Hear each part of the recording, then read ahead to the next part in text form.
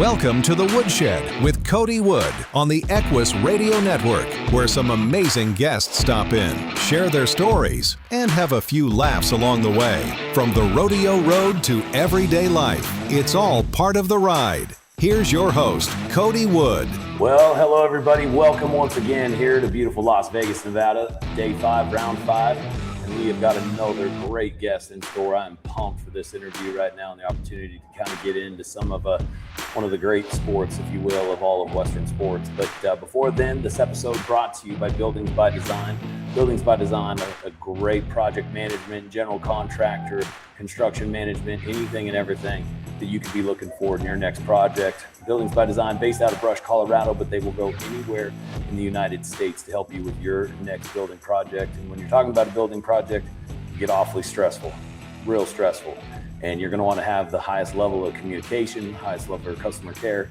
And that's exactly what you get with Pat Walter and the team over at Buildings by Design. Pat Walter, also the brother of one of the greatest bull riders to ever come out of the state of Colorado. So big shout out to Buildings by Design and Pat Walter for bringing us our interview here today. But with all that said, folks, we are going to get right into it. And speaking of bull riding, I've got one of the greatest bull riders that has ever walked this planet right here with us here today, right here from Longmont, Colorado. A 2005 PBR Rookie of the Year, 10 consecutive PBR Finals appearances, and a 2009 PBR World Championship to go along with that. Ladies and gentlemen, this is Kody Lostroh. Wow, I'm impressed with your memory there. Sometimes I struggle to remember that. Yeah, I know it. Well, that's why we got to take you back and relive some of that history. But it was a great, honestly, I had a front row seat to watch your career and especially the early years or whatnot, and so, there's a lot of things that was just awesome to watch you as young in high school, and seeing, knowing that your career was going to be so successful and what it's been and what it still is today, so it's pretty cool to see where you've come from all that, and so like I said, Longmont, great place to live, to grow. We've had a lot of good bull riders in our day come from the Mountain West and Colorado and Wyoming or whatnot. But I think you're at the pinnacle of that. There's a big case to make that maybe even anywhere west mountains, states, Pacific time zones. But you got started, young age, right? You started riding calves, steers, and all the way up. Is that right? Yeah. I started riding steers when I was 7. Yeah. And it's kind of a funny story. So my mom actually lied about my age to get me in the steer riding because the 8 was supposed to be the youngest you could be, right? It's ironic. My mom hated me riding bulls, and she's the one who lied about my age to get me in my first steer riding, and the one who unknowingly trained me to ride bulls through other avenues like jumping horse, English horse riding. So yeah, boy, that makes a lot of sense. I guess I don't know if I knew that. Yeah, it's kind of a crazy story actually. Like I said, I started riding when I was 7. And the backstory to that even was I had a tape of Cheyenne Frontier Days, and it was actually the year that Lane got killed. And I'd watch it over and over and over, and then I'd go ride the dog. When I was done, I just thought the bull riding was so cool. Yeah. And eventually, my mom's like, you want to ride a steer at our county fair? So I signed up Boulder County Fair, and I didn't have no equipment, no idea what I was doing, just showed up. I'm here to ride, and they found me equipment, and I got on and rode a while and fell off and just thought it was the funnest thing ever. But yeah, getting into that. So my mom, she rode hunter jumpers, and my stepdad's side of the family, they imported all these great horses and bred horses for that purpose. And so I grew up around that type of stuff. Yeah. And my mom just decided, I'm going to teach my son how to ride my style of riding. And fell into that, and couldn't have been actually a better foundation for bull riding. No, for sure. Especially, like I said, the reason why when I look back at it and why, one, it's not surprising at all, because when you look at the way that you rode, and your form and your style, nobody hit their post better. You know what I mean?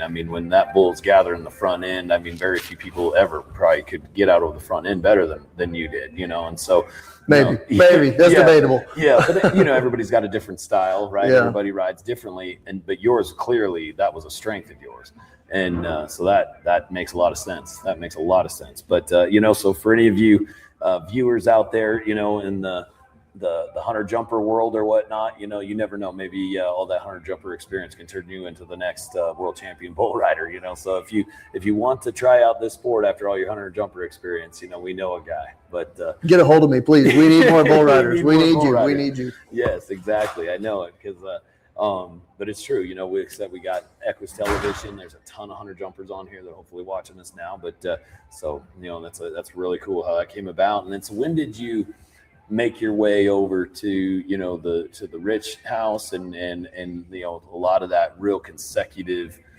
big bull riding, if you know? Yeah. So all of my stuff started pretty young, you know, and obviously you got to watch some of that, but I started riding steers when I was 7, bulls when I was 11, and started entering open bull ridings when I was 14. Okay. And I look back at that now, and it was kind of crazy to think, because I don't see many 14-year-old guys now that I think are ready for that, you know? Yeah. And I probably wasn't either. Who knows? But well, I mean, because, you know, I mean, it was so awesome to watch, you know, because it was you and, you know, and Josh, you know, Josh Cochelle, another amazing bull rider. But it wasn't like you were getting into opens that you would see today where they're just out and around. I mean, you were getting on Chili Pepper and Muskrat and, I mean, some really honky, strong, you know, bulls that would bring you down type of bucking bull, you know, at that age. And so that's when, you know, it was early on that you could tell that obviously that you were destined for big things. And I'm so curious to see if you remember this, but one of the moments too, when I was like, man, this dude is well on his way. We were in Paonia, Colorado. Okay. And it was like, I don't think it was on the 4th, maybe it was around the 4th, but anyway, it was a bull riding in Paonia. And what you might remember it is that there was a forest fire all of a sudden coming up over the mountain. Yeah. And so anyway, I just, you know, I think you won that bull riding, and if you didn't, it was a great bull ride and just dominating, you know, bull ride as a young high school, you know, probably 16, 15 or something. Yeah, 16 at that time. Yeah. But I'll never forget, like, sitting there behind the bucking chutes and looking out at the crowd being like, none of these people are very nervous about that fire coming down, barreling on the backside of them, you know, and luckily it stopped with that sagebrush and all that was pretty dry. I'll just never forget that fire coming up over that mountain like that. But I'm glad you mentioned that, though, because I hadn't thought about it since then. But yeah, I remember that. We were like, all right, I guess we're just having this bull ride and we might catch on fire. Maybe we'll be all right. But yeah, we'll just keep going, I guess. So, no, that's always kind of stood out to me. But that was just, you know, those moments, you know, when yourself and, like I said, and Josh, you know, were just really doing well. And so when you get into the PBR, I mean, your success happened awfully fast, you know, obviously being the 2005 PBR Rookie of the Year and kind of, you know, from word go, you were challenging that top spot. Well, yeah, I mean, when you put it like that, it seems like it came pretty easy, right? And I did. Said than done. I did have success pretty quick and from a young age. But I think it's always important, and I remind guys all the time, I wasn't naturally gifted at this, right? Like the first 2 years I started riding, I didn't ride anything, not a thing, period. Fell off all of them for 2 years. Yeah. And was stubborn and refused to quit and kept going and finally got the hang of it. And even then in high school, you know, Josh always kicked my butt for a long time. And I finally got a little better and could beat him. And then even into the PBR, you know, I did win Rookie of the Year that first year, but filling my permit was a challenge, a huge challenge for me. You know, I'd always ride them long round bulls. And this is back, to take you back when all the good guys entered the challenger events too, those lower level events. Yeah. And the PBR would reserve 5 spots for permit guys to get in. And if you didn't draw one of those 5 spots, you weren't getting in on a permit. And they were tough. So, you know, you entered everything you could on your permit and very rarely you'd get in. So when you get in, you need to make it count. Yeah. And I remember riding long round bull after long round bull and bucking off in the short round and never winning anything. And you probably remember Matt Weber. Oh, yeah. Is a good buddy of mine I was traveling with at the time. And I asked him, frustrated one day, I'd bucked off another short round bull. And I was like, Matt, what the heck am I doing here? What is wrong with me? And I remember, I mean, and this is advice that changed my career. And I'd have no doubt it'd change other guys' careers as well, their trajectory.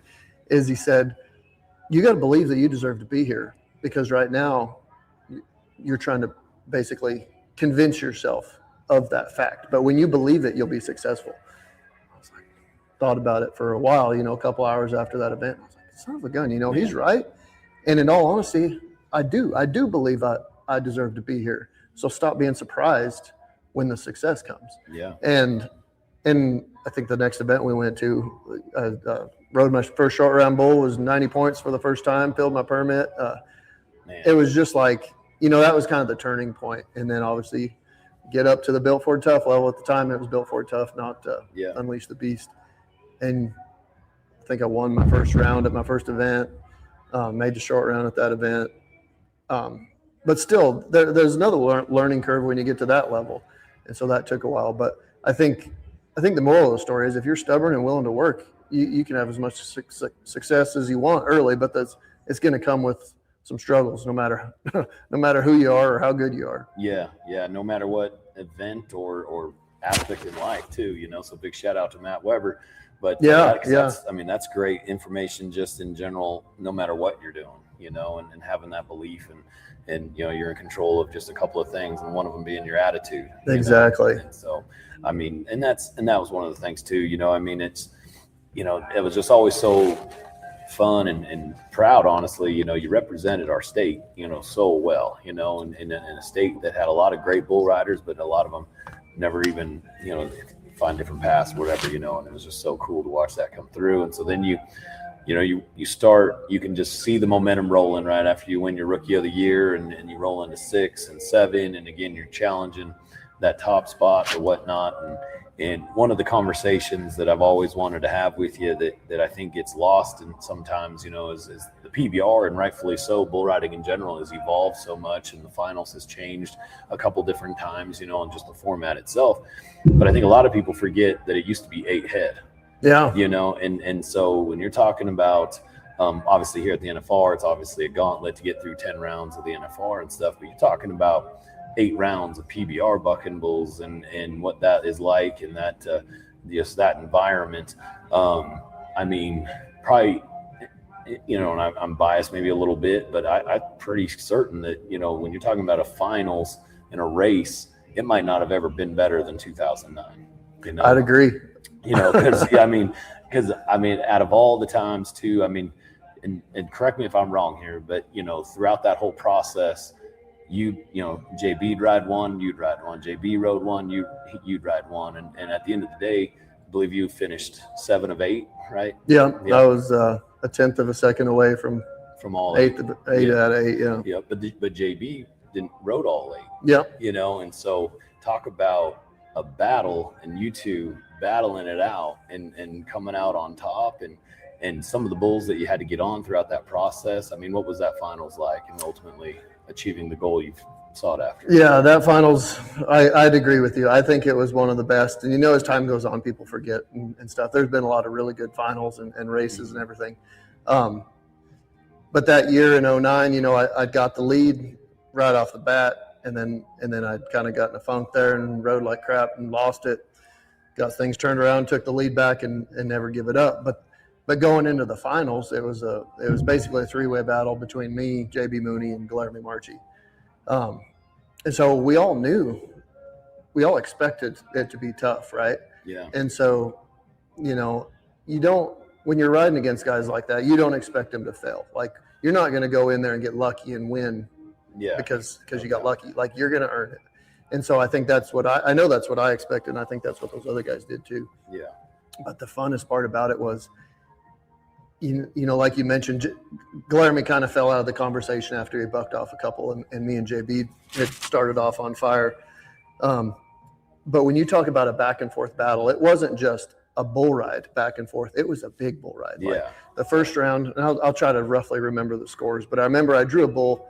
I didn't think he deserved to be there. I thought he was counterfeit. I thought if he started getting the best of him, he was going to split. Uh-huh.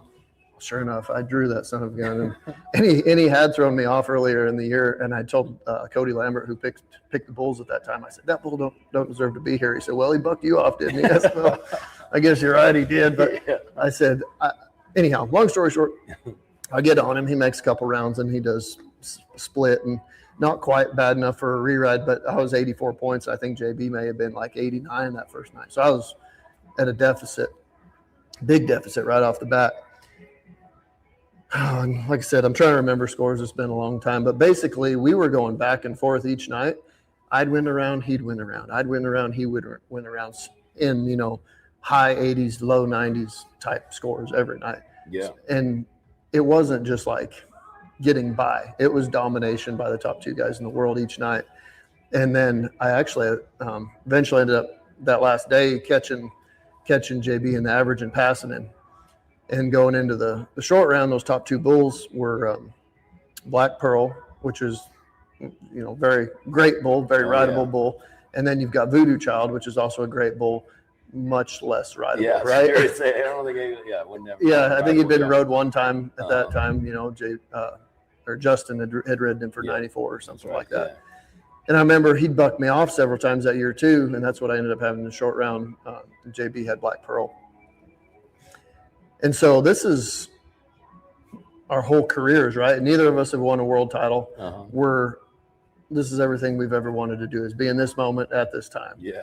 And honestly, like, you would think there'd be a lot of pressure in it, right? That you're just overwhelmed with the anxiety of what you got to do and what's on the line and all that.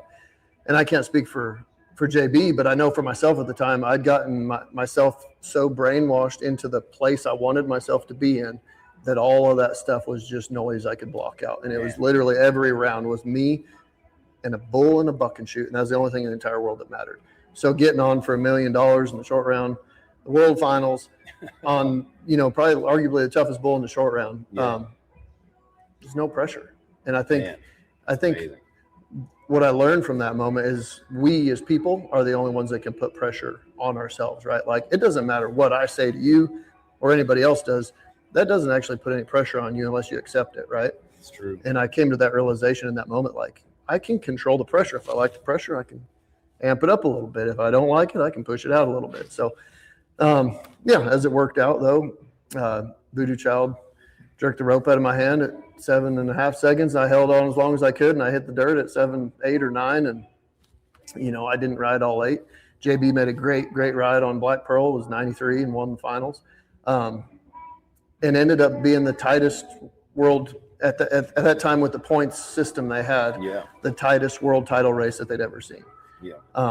And I think, you know, personally, I'm biased too because I was in the middle of it. But even from an outsider's perspective, like I was kind of able to like remove myself from the situation and just look at it for what it was. Like, this is the coolest thing to have, like, your number 1 and number 2 guy just standing toe to toe and whooping on each other every round. It was a heavyweight title fight.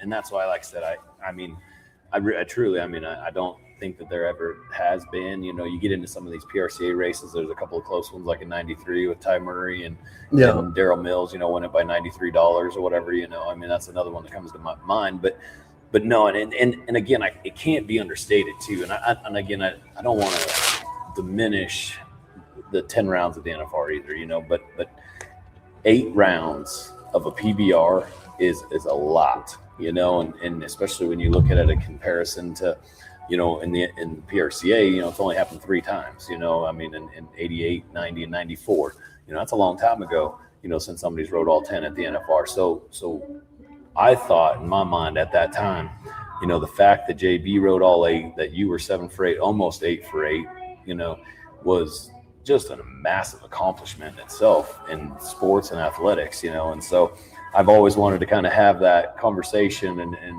you know, kind of hear it from your point of view. But I was so pumped for you to come out, you know, on top, like you said, you know, all the accolades and the money and everything was great, man. But that had to feel good to put that gold buckle on your belt, you know, and after years of working towards that goal. Absolutely. It always feels good to accomplish those goals. And here's a story that, you know, most people don't tell, but I've heard it from other world champions, is the feeling isn't actually what you would expect. Really? It's not. What really matters, and I can say this even more wholeheartedly now at the end of a career that I don't do it anymore, is the battles you face and the things you overcome in those seasons and those moments. Those are like the real things you cherish. You know, this buckle that's on my belt, to be completely honest with you, I can toss it in the trash tomorrow and I'd be okay with that, because those memories of what I overcame and the things that we did that year can never be taken from me, right? And that's my true world championship. Yeah. But the feeling itself of putting on the buckle is the same as the first one you'll ever win. It's just like, wow, that was a really cool accomplishment. But it doesn't change who you are. You're still the same guy the next morning when you wake up.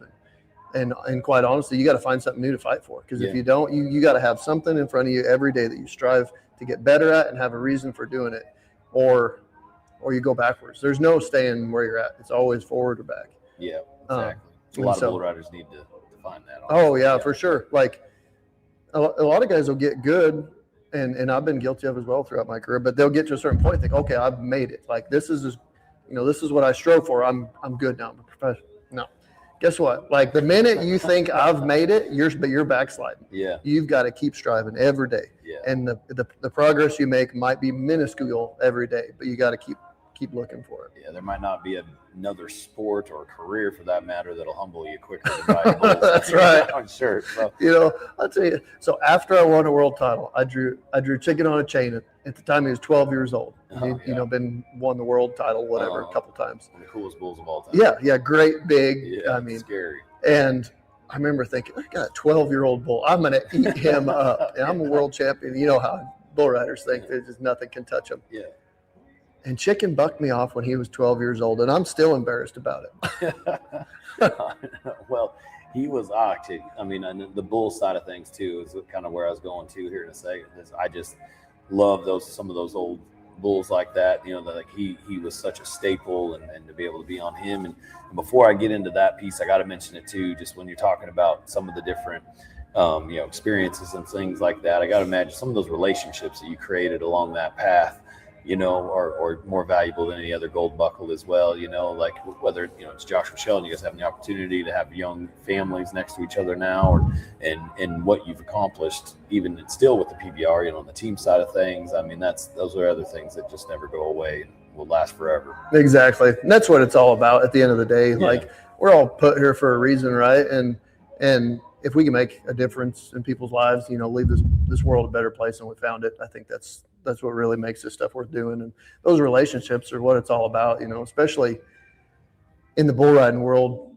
You've experienced it. Like you see the best and the worst of your buddies. You see triumph, you see defeat, you even see death. Yeah. And I think when you're in that extreme of an environment with guys that eventually become your brothers, you're in the trenches together. And I tell this to people all the time. There's not another bond out there like that. Like people on the outside can observe it and think it's really cool, but they will never be able to step into that same bond with those same guys. Yeah. And those relationships, and like you said, like you get around a campfire full of bull riders and start telling stories. Oh my gosh. Like you could write a movie that would make millions, you know? No doubt about it. Because like I said, when you're in that close of proximity with each other and staying together and going up and down the road, half the time those stories aren't even at the rodeo arena, So it's an interesting thing for sure, and it creates blood brothers and a true rodeo family. But so when you're going back and a good leadway into some of those bulls and some of those great rides that you've had, and again, correct me if I'm wrong, because I'm just going off of memory and stuff, but one of the best moments of that finals too, was Troubadour, mm-hmm. And I just thought that was one of the coolest bulls ever, just flat bucked, but was just as good as they come. And that was one of your big rides throughout that finals, I believe. And so when you're looking at some of those bulls and that finals in particular, just in general, are there any particular rides or bulls that really stood out to you as maybe the greatest bull ride you ever made? As far as the greatest bull ride I ever made, that's a tough one, right? Because they're all special for different. I shouldn't say they're all special. There's special ones for different reasons. Some of them is because of the score. A lot of them are because of the circumstances or what you had to overcome at the moment. Yeah. But that's why I love asking the question, though, right? Because it's not a black and white answer. Yeah. So the Troubadour bull, though, is a great story. Just for the fact that kind of where he come from and my connection with that bull. Troubadour was raised by Julio Marino out of California. And Julio and his former wife Cindy had a son that actually ended up developing leukemia, and he named Troubadour when he was a calf. And so, anyhow, as Troubadour was a young bull growing up, we didn't know him, right? But I got to know Michael through one of the times we went to visit the hospital that he was in, and got to meet him. Super cool kid, really, really into bulls. Just a great young man. And so that connection between knowing him and then all of a sudden here comes this great Troubadour bull that Michael named. So I ended up being the first guy to ride Troubadour in 08, I guess, in Portland. And then in 09, I actually got on him 3 more times that year. Yeah. And rode him every time, the last time being at the finals the year I win the world. And so it's just a really cool connection to have, this kid's fighting for his life. Oh, for sure. And for sure. For him to get the joy from seeing his bull, carry guys to the pay window and be such a great bull. And I think, he won World Champion ABBI Classic bull. Yeah. He was in running for Bull of the Year. Julio, he was really cool too. After I won the world, he gave me a heifer that was sired by Troubadour.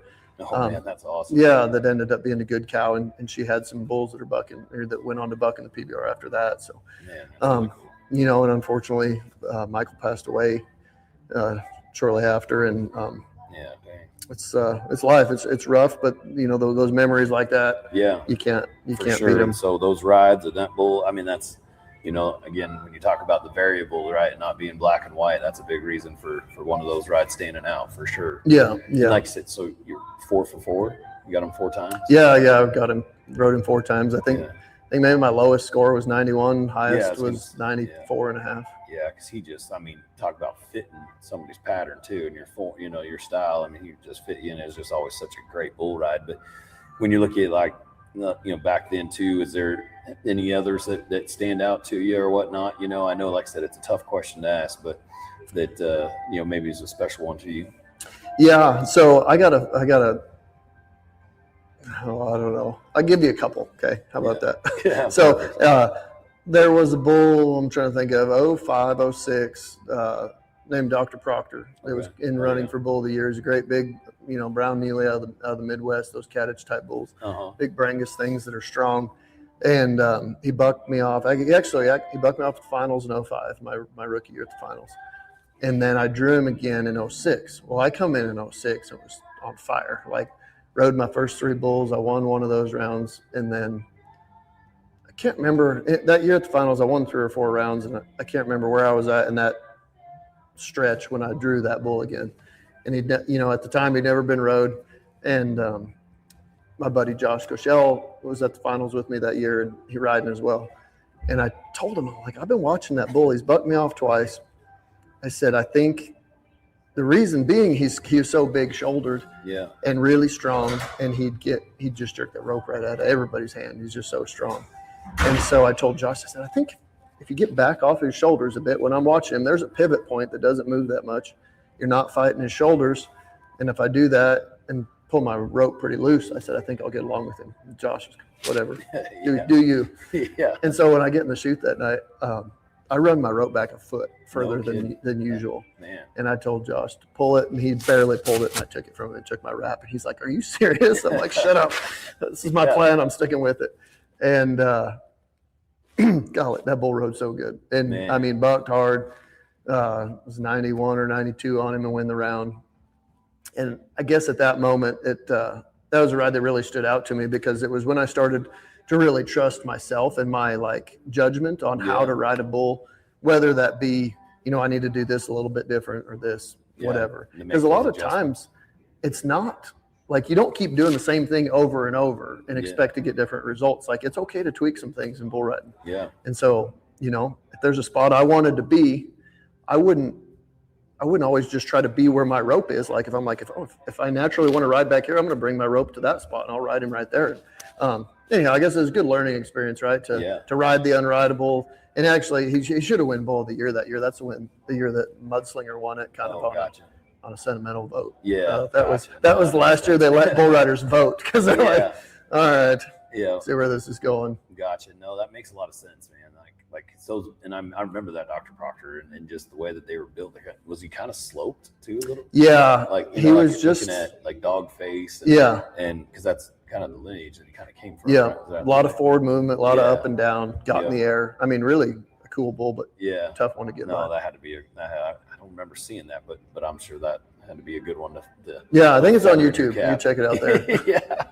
yeah, a good little feather in your cap. But and then obviously your career continued on, and you had more good years, and have just represented the sport of bull riding and the PBR specifically at such a high level for such a long time, and now you find yourself on the other end of the arena in a sense, being the head coach of the New York Mavericks here with the PBR Teams Championships, and I believe they've had a few years now that this thing just continues to grow. It ain't going anywhere, and these things just getting bigger and bigger. But how has that new experience and chapter in your life been treating you?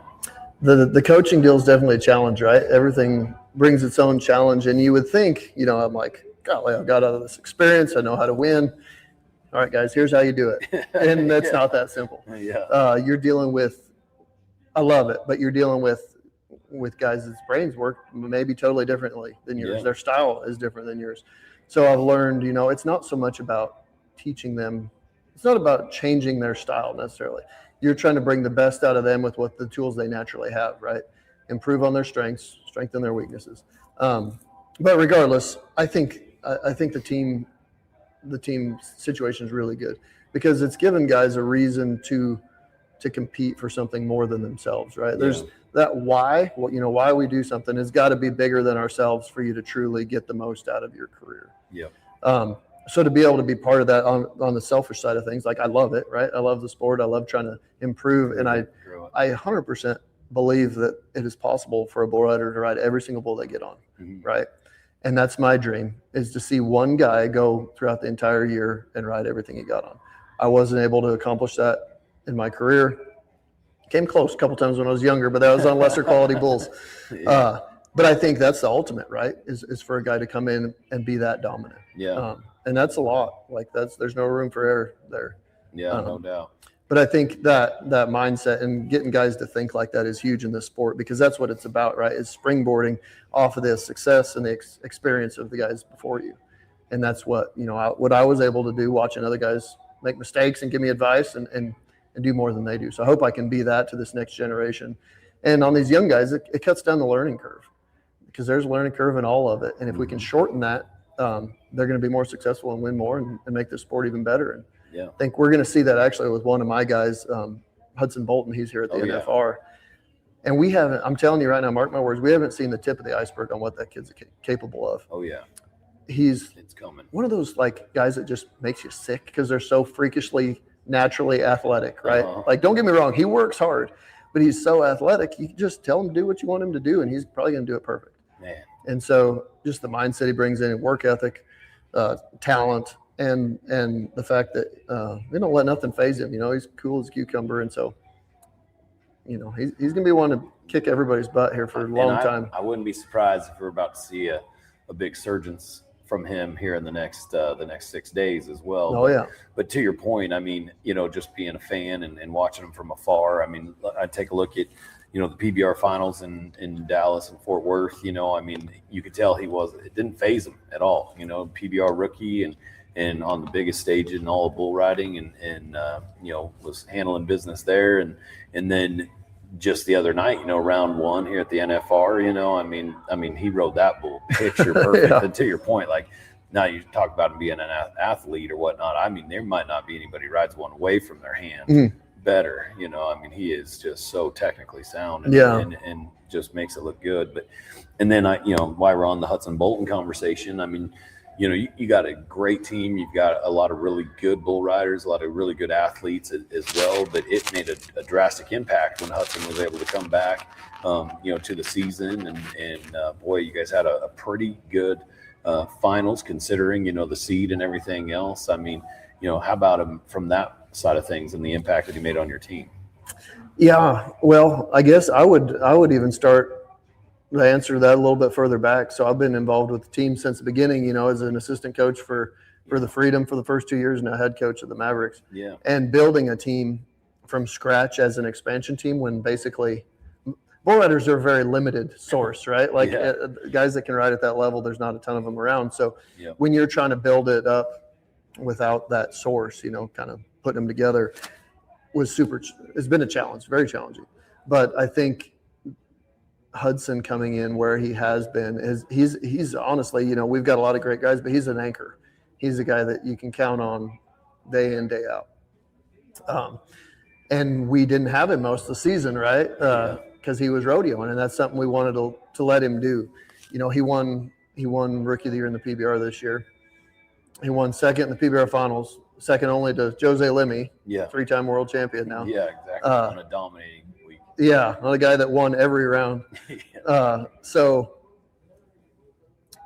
for us not to have him for nearly the whole team season was kind of, a kick in the shorts. Yeah. But you saw as soon as he come back, the impact that made on our team. So we're really looking forward to the next few years having him there a whole season. Yeah. And it's not just him, it's team. It takes everybody. He could ride every bully ever gets on, and if our other guys don't do their job, it doesn't matter. So all the guys are growing, are really embracing the mindset of striving every day to be a little bit better, to not accept, standing still. And I think what you saw out of the guys at the end of the season, that's a preview of what's to come, because they've started to believe in themselves, believe in the work, and the results have shown for themselves. Yeah, exactly. Because on that Thursday, Friday, whatever, that first night, it wasn't just Hudson that had success. Mm-hmm. Some of the other guys really stepped up, and you guys got through that first round of the bracket, if you will, and so yeah, I think the sky's the limit for what you guys got going on. And when you're talking about bull riders and it not being a massive source, if you will, is there anybody coming up? Like, I just absolutely love this in general. I love a good draft, if it's NFL draft, or especially if it's a bull riding draft, I really get into it. But is there anybody that you guys have seen, have your eye on, or, looking forward to possibly making a New York Maverick? Yeah, there's quite a few guys, honestly, and a lot of them are riding here at the NFR this week. And if you're listening to this, guys, come to the PBR. There you go. Yeah, there's a lot of very talented guys rodeoing right now that could make a ton of money, make a big impact in the PBR. Yep. But they got to make the choice to be there, right? And I get it. It's not for everybody. It's not the same as rodeo. But if you want to compete against the best of the best, bulls and guys, that's where you have to go. Yeah. Period. Yep. And so, for sure, we would love to have Stetson, but he's not coming to the PBR with him being a bronc rider. Yeah. We'd love to have Wasey, kind of same scenario there with him being a bareback rider as well. The next one though. Yeah, Kai. We'd love to have Kai. J.R. Stratford, Tristan Hutchings, T.J. Gray. There's a lot of these guys that we'd love to have. But anyhow, if we're getting out of the rodeo side of things and just looking at up and comers, you've got son of former PBR World Champion Mike Lee. Noah Lee is a phenomenal rider, and I've got to see him. I was not there when he was born, but I've seen him from the time they brought him out of the hospital. So I've watched this kid grow up, and I guarantee you, he's as tough as they come, and he rides really, really good. He really is. I got a chance to announce a few different events this last year that he was at, and didn't see him get bucked off once. And not only did he not get bucked off, but dominated him, and that's where, I didn't know his exact age and kind of asked for, but yeah, you can tell he has got superstardom written all over him as well, so he'll be 18 next year. Oh, really? Mm-hmm. So does that mean he'll be draft eligible then? Yeah. If he signs up for the draft, he'll be eligible. So very cool. Yeah. We would absolutely love to have Noah. There's another good young kid that's kind of from our region in Hayden Welsh. He's the son of another former NFR bull rider, Bobby Welsh. Yeah. Super solid. Has really come on strong towards the end of the year. And actually, you probably already know this, but he was on his permit, right? Yeah. Didn't buy his card, wanted to rodeo on his permit for a whole year. Yep. And he won enough money to make the NFR. What a unique situation. And they need to make a rule change there, because there's a very talented kid that qualified for the NFR that is not here because of that. Yeah, no doubt. But, some young guys like that those are the two that stand out, kind of up and comers that we'd sure love to have them put on the Maverick jersey and come contribute to the team. But in all honesty, it does get tough when we start doing that, right? Because that's the point of the team is to win, right? And there's not always going to be room for everybody, right? As new up and comers come, they're going to take somebody's spot that's at the lower end, and that's I think should be a driving force to these bull riders, right? Is like to understand that your seat at the table is not guaranteed unless you perform.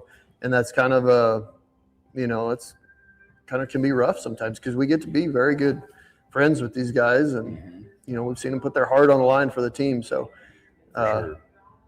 I don't mind having tough decisions to be made because that means we have a lot of talent, but that is a tough part of the position. No, definitely. And bull riding, I mean, like I said, I mean, it's whether you're looking at football or whatever the sport is, bull riding specifically, I mean, things can come and go real quick. Very quick. Also to your point, hopefully that also drives the needle to ensure that these guys are doing everything in their ability and that to stay at that highest level and help achieve higher heights from a bull riding perspective, and so I think that's exactly what the team's concept is doing, for sure, especially when you get down to the finals, like being there at the T-Mobile and whatnot, like, it's entertaining to watch the team's championship throughout the season, but at the final specifically, there's so many different opportunities where it's like you have to make the 8-second whistle, and then when you have a sport like bull riding where it is all or nothing right now,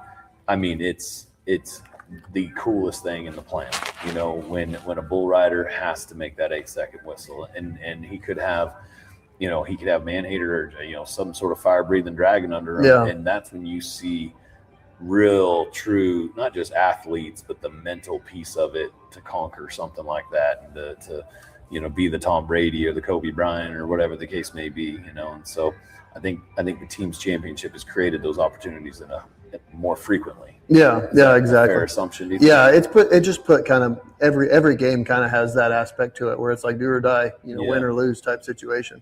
And in my opinion, that's the epitome of bull riding, is getting your mind to behave like you want it to, right? Physically, it's easy, right? Yeah. I say easy. You get the crap beat out of you every weekend. But I'm saying the moves you make are easy, right? Yeah. I can teach your grandma to do them.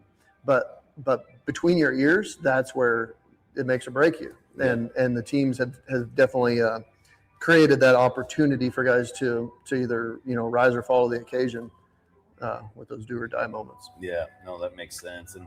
And kind of go back a little bit just because I'd be remiss if I didn't mention it, but, yourself, obviously, specifically, but had created such a good path for bull riders from our area.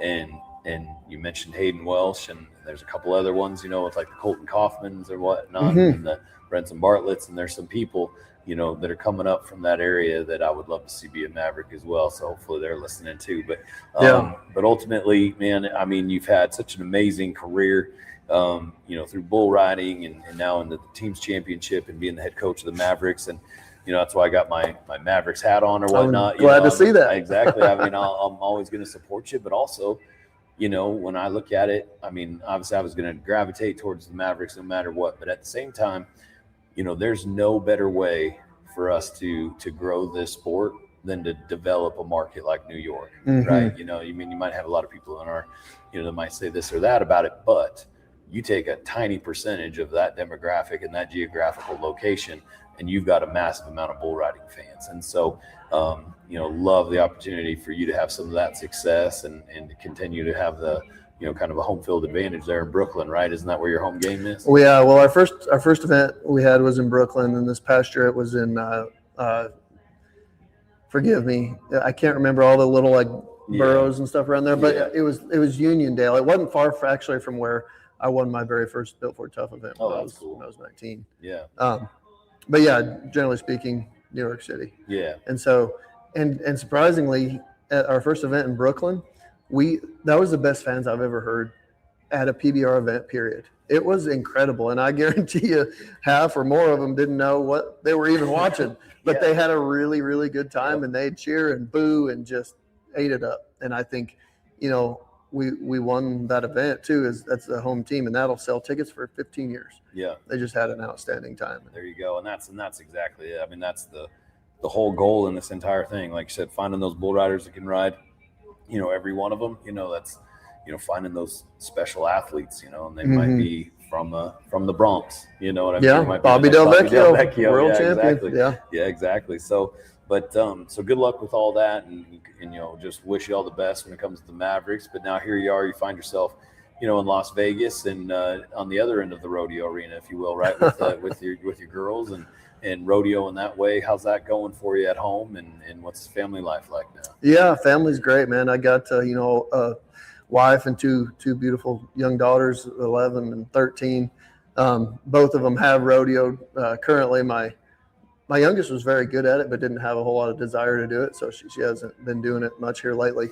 My oldest is obsessed. Just every single event she can do, she wants to do. So, yeah, nice. We're team roping, we're breakaway roping, we're barrel racing, tying goats, poles, even did the shooting competitions. We're out here this week specifically for breakaway roping, barrel racing, and goat tying. Goat tying's our strongest event. And so roping wasn't very good this week. Barrels was decent. We just missed a short run by one spot. But the goat tying's been pretty well. She placed in the first round at the Vegas Toughest and was second in the second round, and she's winning the average right now in the short round. Oh, dang, tomorrow. Nice. Short rounds tomorrow? Yeah. Oh, man, very good. That's awesome. So, that's kind of home life right now. Like we raise buck and bulls as well. So I'm doing the bull thing and the coaching thing. And then the kids, my youngest, she's got into swimming. So she's got swimming, and then we're rodeoing, and, anybody with kids understands it's, oh my gosh, it's chaos full time, go all the time. But, it's good. It always, I think sports and rodeo specifically creates such a good environment for young kids to learn about life, right? Like they're going to experience highs and lows and getting your butt kicked and having to just learn to be tough. And in all honesty, I think that's what our world needs, more tough people. Oh, yeah. Like as a society, we've become so conditioned to always seek comfort and ease, and everything we do and build and create is to make our lives easier. We got it wrong, man. Yeah. It's the other way around. We need to be seeking out tough things to develop character, not develop comfort. And I think rodeo, there's no better place to do that than rodeo. Yeah, I think you hit a nail on the head there too. That's a big conversation that, and you're kind of seeing it shine through here. One, just with the rodeo world in general, had the opportunity to sit down with Cody Webster and some of those guys and what they're doing at the UBF and over there, had a really cool conversation. And I think a lot of that, same piece that you're talking about can be contributed to a lot of just the overall rodeo success as a whole. The numbers are way up, and that's fantastic to see. But a lot of that comes from hard work and the dedication and determination that you're talking about. But, and then you're still staying in shape. I got to imagine you've been running them dogs. Yeah.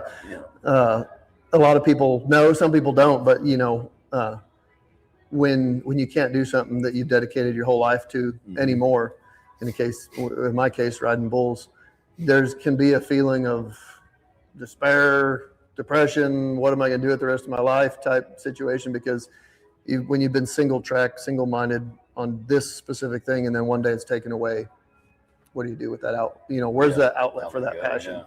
And so for me, I'd been involved hunting specifically with dogs my whole life. We used to raise bird dogs, and then I raised cattle dogs for a long time. And then I got into hounds for hunting, scent hounds. I use them for mountain lions and bobcats. Yeah. And I love it. It gives me, and it's not even, some people think of that, oh, you're just out killing stuff. No, not even that. Killing is separate from what these dogs do, right? These dogs are trained to follow a scent that could have been there days ago, and somehow they can smell it and follow it and catch up to wherever that animal currently is.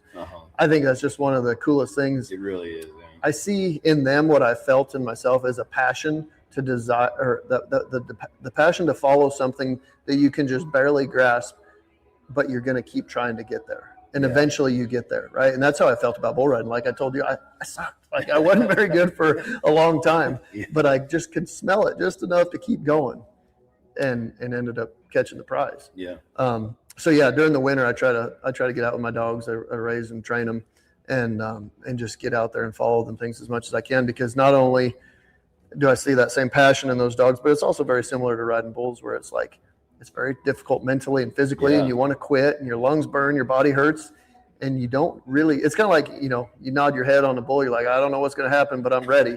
Same way when you cut those dogs loose. And so every time you get out on the trail, I imagine that. And then, like you said, you got to be pretty tough and gritty. get through that. A lot of people probably don't realize, how quick you're moving up and down those hills, and Yeah. at that elevation gets pretty rank pretty quick. Yeah. I think, there's been days I'd hiked 12 to 15 miles, off trail in the snow through the mountains just by myself, following those dogs, and hike back to the truck after dark. It's an adventure. And honestly, I think I'd have benefited a lot from doing it more when I was riding bulls, because you hike a couple hundred miles in the winter. Yeah. Your hips and legs are so strong. Man, there ain't a bull in this world I feel like could get out from under you. Yeah. But the only way to do it is to get in the mountains and hike. Yeah. It's not something you can get done just in the gym. Yeah. Well, Cody, thank you so much for stopping by, man, and having a conversation. Like I said, there's a lot of that I'd been wanting to ask you about for a long time, and again, so thankful for what you've done for our area when it comes to the sport of bull riding, and then just bull riding as a whole and representing it at such a high level, man. And so thank you so much for coming by, and wishing, tell me again what your daughter that's up tomorrow, what's her name? Sheridan, that's right. I didn't know which one it was. And so, wish her the best of luck tomorrow in the short round, and that's awfully cool, man. So congratulations on that too. Awesome. Well, I appreciate it, and thanks for having me on. Yeah, thank you so much, Cody. Well, folks, that is going to do it for another episode here of the Woodshed with Cody Wood on Equus Radio Network. But what a great opportunity to sit down, like I said, with one of the great bull riders of all time, and then one of the great champions. And so sure to appreciate Cody being here. But right now we're getting ready. Make sure to tune in tonight for round number 5. Hudson Bolton hopefully coming out of here with a win tonight, and then your New York Maverick can have some success. And then thank you once again to Buildings by Design and Pat Walter for supporting this episode here with the Woodshed with Cody Wood. But for right now, folks, we will see you tomorrow morning. I got another great guest, really close relative in a rodeo family sense here to Cody tomorrow morning. So it should be another great interview and fun time in the morning as well. So y'all have a good night and have a good rest of your day, and round number 5 here at the Wrangler National Final Rodeo. If you enjoyed the podcast, let us know. Contact Cody Wood at cody@equustelevision.net. Thanks for listening, and join us every week right here on the Equus Radio Network.